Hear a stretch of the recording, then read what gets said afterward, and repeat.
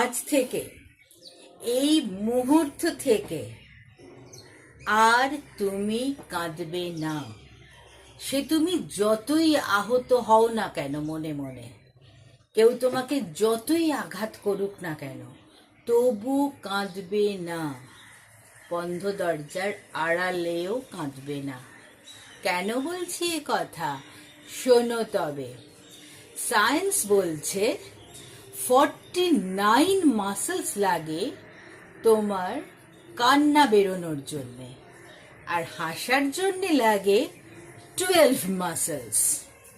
আর মাত্র only 5 muscles কিসের জন্যে লাগে জানো? ঘুরিয়ে একটা চড় মারার জন্যে। তাহলে বন্ধুরা, no more tears from now onwards, only a tight slap.